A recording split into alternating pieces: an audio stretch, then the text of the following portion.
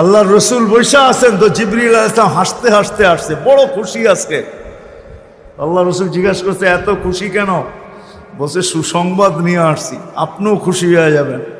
বলছে, কি সুসংবাদ? 70,000 উম্মত আপনার হিসাব কিতাব ছাড়া জান্নাতে যাবে।